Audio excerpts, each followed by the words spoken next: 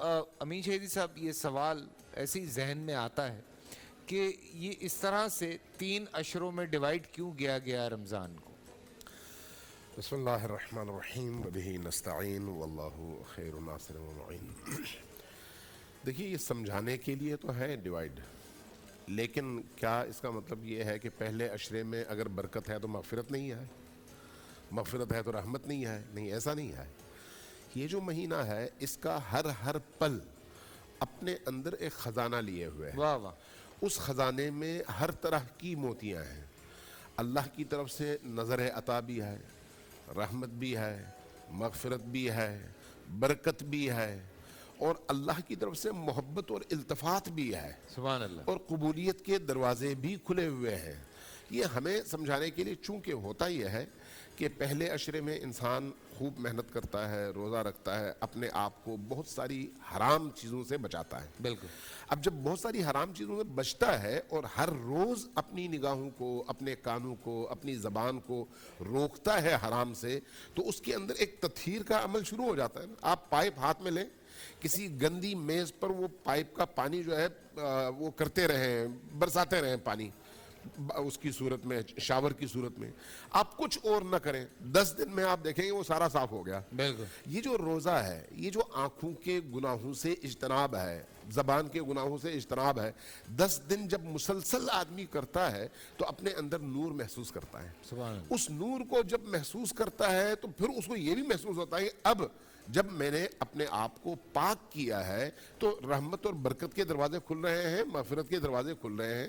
تو یہ عام عوام کو سمجھانے کے لیے ہے کہ پہلا عشرہ کس حوالے سے، دوسرا کس حوالے سے، تیسرا کس حوالے سے، ورنہ پہلی رات بھی مغفرت کی رات ہے اگر انسان پاکیزگی کے ساتھ آئے، اور آخری رات بھی۔ اس لیے امام زین العابدین علیہ السلام کی 2 دعائیں بڑی معروف ہیں صحیفہ سجادیہ میں۔ ایک استقبال ماہ مبارک رمضان، جب چاند نظر آئے تو پہلی رات پڑھنے والی دعا، اور ایک آخری رات کی دعا جب چاند نظر آئے عید کی۔ ان 2 دعاؤں کو آپ اٹھا کر دیکھ لیں، آپ کو محسوس ہوگا قرآن کریم کا وہ عکس ہے۔ اگر ہم روایات میں بھی پڑھتے ہیں کہ نبی کریم کا قلب مبارک اور ان اولیاء اللہ کا قلب مبارک آئینے کی طرح سے ہے، جب اوپر سے قرآن کریم کی آیات اترتی ہیں اور ان آئینہ نما قلوب سے ٹکراتی ہیں، تو ٹکرانے کے بعد یہ شعائیں جب واپس جاتی ہیں تو دعا کی شکل اختیار کرتی ہیں۔ تو یہ دعائیں کوئی اور چیز نہیں ہے، اسی قرآن کریم کی آیات کا عکس ہیں۔ لہٰذا ان 2 مناجاتوں کو آپ اٹھا کر پڑھ لیں، ابتدا میں بھی اور انتہا میں بھی۔ آپ کو اندازہ ہوگا کہ یہ مہینہ جو ہے، چاہے پہلا دن ہے چاہے آخری دن ہے، کتنی برکتیں اپنے اندر سمیٹے ہوئے ہیں۔ اس لیے میں پہلے بھی یہ بات کر چکا ہوں، آخری جملہ عرض کروں گا صرف، کہ اس مہینے کا ایک ایک پل انسان کی ساری زندگی سے بہتر ہے، ایک ایک پل۔ اور اس کی ایک رات کی عبادت، یہ جو قدر کی رات ہے، شب قدر ہے، اگر انسان اس کا حق ادا کر سکے تو وہ باقی ان لوگوں سے جو اس کا حق ادا نہیں کر سکے 80-82 سال وہ آگے نکل جاتا ہے عبادات میں۔